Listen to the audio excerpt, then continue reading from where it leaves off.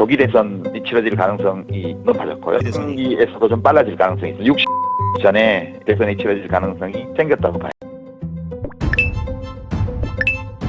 윤석열 정권은 끝장났습니다. 즉각 긴급 체포를 해야 될 상황입니다. 국민의힘에서도 탈당을 요구하고 있으며 거부권 방탄이 무너지며 탄핵 소추 당할 것입니다. 관련해서 유시민 작가님의 향후 전국을 분석한 워딩이 화제입니다. 이대로만 된다면 우리는 내년 봄 이재명 대표를 대통령으로 만날 수 있습니다.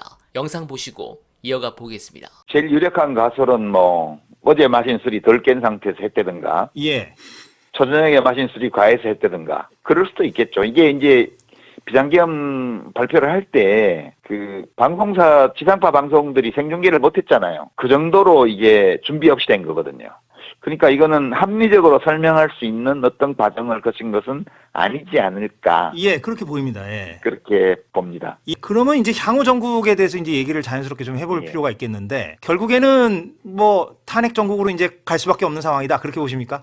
그건 뭐 불문가지예요. 왜냐하면 지금 경찰 군인들이 국회에 철수를 했잖아요. 지금 뉴스공장 그 벙커에도 지금 군인들이 왔다 철수했죠. 예, 그렇습니다. 예. 그러니까 그 무슨 뜻이냐 하면 군 수뇌부하고 경찰이 판이 기울었다고 판단한 거예요. 예. 경찰 수뇌부가. 그러니까 이제 친위 쿠데타라는 것은 군 수뇌부와 경찰 수뇌부, 이렇게 물리적 강제력을 행사하는 권력기관 수뇌부의 협조 없이는 예. 성사될 수가 없는 거예요. 근데 이제 군 수뇌부와 경찰 수뇌부는 왜 그런 판단을 했을까 이렇게 보면 그 국민의힘 쪽 정치 리더들의 발언이 굉장히 중요합니다. 초기에. 예.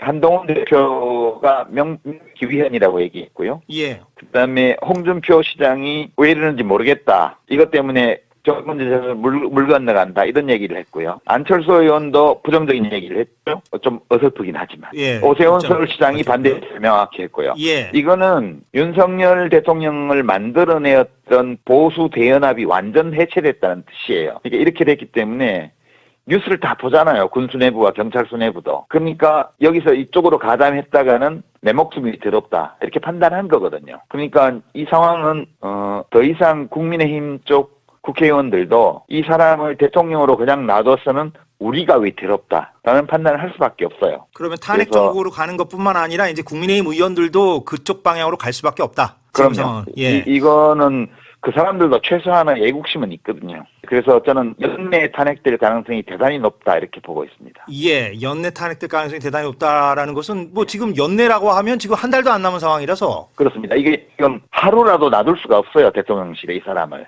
예. 그 판단을 하리라고 봅니다. 그럼 200표 이상은 아무튼 연내에 종결될 것이다라고 하고 이제 헌재로 넘어간다. 연내. 그렇죠. 이제 시민들은 아마 이제 명확하게 국회에 탄핵을 요구하는 쪽으로 집회를 할 거고요. 집회의 방향이 물러나라 이게 아니고요. 이제는 지금까지는 물러나라 뭐 이렇게 또 섞여 있었는데 명확하게 국회에 대해서 탄핵을 요구하는 성격으로 확실하게 갈 겁니다. 그렇게 하고 이제 그 국민의힘 국회의원들조차도 이 사람을 그냥 대통령 자리에 두면 안 되겠다. 라는 판단을 하는 의원들이 절반은 될 거라고 봐요. 네. 그리고 이제 계엄령 선포 과정이나 지금 국회에서 계엄령 해제 요구 결의안을 의결했기 때문에 이것은 단서 조항이 없는 헌법 조항이거든요. 예. 해제해야 됩니다. 네. 근데 안 하고 계속 버틴기잖아요. 그러면 이것도 또한 헌법 위반이거든요. 그것 자체도 탄핵 사유가 될 수 있다. 네, 탄핵 사유가 명백해졌습니다. 이 계엄 선포 과정도 명백하고요. 예. 요건 헌법이 규정한 비상계엄 선포 요건에 해당되지 않는 상황에서 계엄 선포를 했고요. 국무회의 의결 절차를 거치지 않았고요. 그다음에 국회가 해제 요구를 의결해서 지금 보냈잖아요. 이제 우원식 의장이 용산 대통령실로 보냈습니다. 문서로. 이 문서를 접수하고도 해제 안 하고 버틴기면 이것도 헌법 위반이에요. 그래서 이제 탄핵 사유가 명백해졌습니다. 이것 자체로. 대통령실 분위기는 참모진들이 취재진 연락을 피하며 침묵 모드로 들어갔다. 이런 보도가 지금 나오고 있고요. 끝난 것 같아요. 아, 예. 이 방식으로, 이런 방식으로 끝난 것 같습니다. 예, 알겠습니다. 그러면 이제 뭐 연내 탄핵이 되면 한 두어 달 정도 장소에 이제 탄핵 심판이 있을 거고요. 예, 한 두어 달 정도로 보십니까? 그 기간을?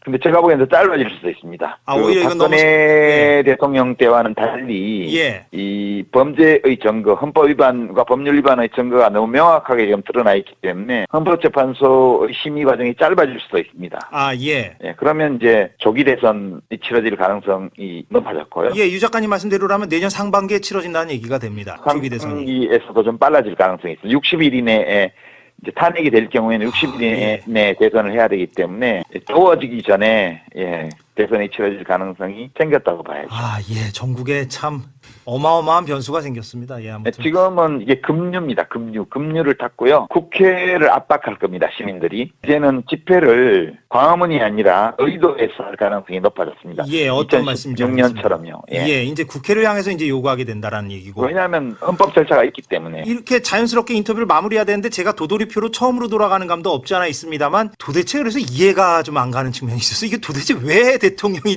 계엄 선포를 했는가가 이게 아무리 생각을 해봐도 참 이게 설명이 잘 안 됩니다. 지금 이게. 뭐가 있는 것 같은데요. 어떤 우리 아직 모르는. 돌발적 변수가.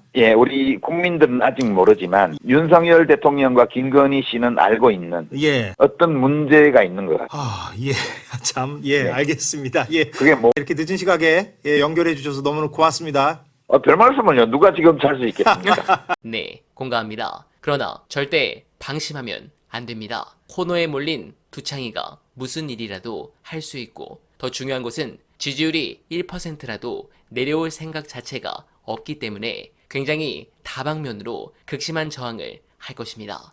그런데 저는 이해가 안 되는 부분이 있습니다. 일단 오늘 원래 예정된 국회 일정은 감사원장 탄핵 표결이 있었습니다. 즉 민주당 다수의 의원들이 오늘 표결을 위해서 서울에 대기 중인 상황이었습니다.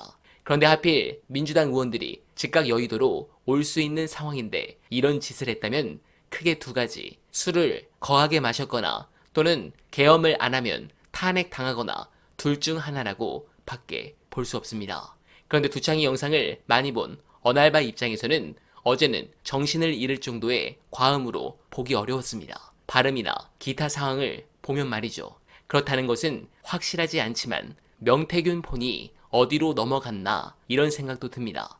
그리고 설사 넘어가지 않았더라도 이제 명태균의 경우 잔머리는 좋으니까 빨리 자신의 카드를 민주당에 넘겨서 플리바게닝을 시도할 가능성도 보여집니다. 그리고 그게 끝이 아니라 지금까지 윤두창 정권에 불만이 있었던 공무원이나 또는 국힘 내부에서 조용했던 세력들도 들고 일어날 것입니다. 지금 어쩌면 대한민국을 구할 마지막 골든타임일 수 있습니다. 제발 이번 주 안으로 두창이가 탄핵 소추당해서 내년 봄 이재명 대표를 대통령으로 뵙기를 간절하게 바라며 언알바는 이만 인사드립니다. 여러분 고맙습니다.